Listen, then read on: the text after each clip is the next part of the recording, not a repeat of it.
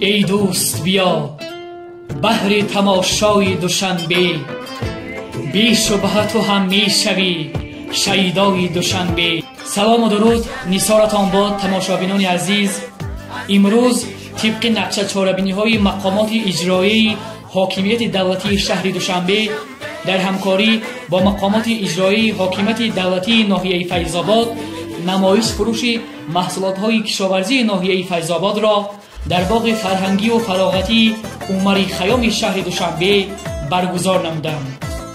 در نمایش مذکور حضور داشتند نمایندگان مقامات اجرایی حاکمیت دولتی شهر دوشنبه و ناحیه فیض‌آباد، خصوصا رئیس ناحیه فیض‌آباد محترم خالزاده بابیشان ارزولا و دیگر شخصان رسمی ناحیه.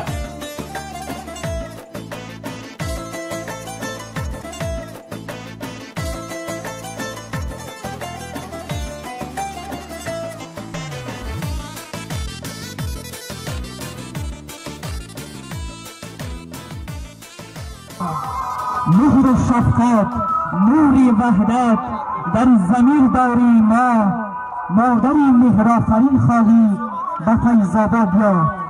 از کدام دوستان این گلشن فرهنگ ما گل کند از بس که در آن بلبل خریاگریم.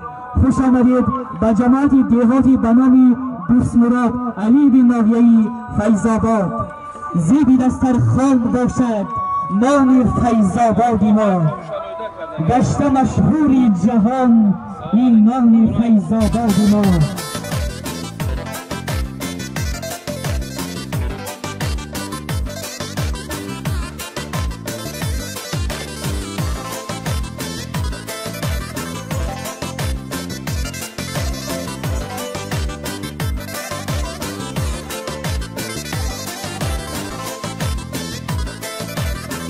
شب همین روز برنامه کنسرتی هنرمندان فیلارمون خلقی ناحیه فیض‌آباد دقت مهمانان و ساکنان شهر دوشنبه را به خود جلب نمود. ما به خود آورده ایم از روزگار فیض فیض‌آباد و گرمی حصار.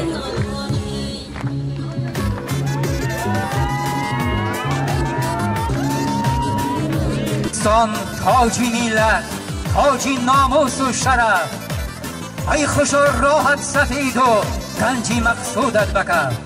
پیش رو مردان نیروی تو استقلالی توست، خنده اقبالی تو شهبالی استقبالی توست.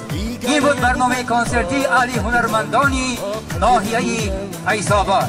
سربلند و خانه آباد باشید. حال من دل ای هموطنان شنوید این زدنی دل.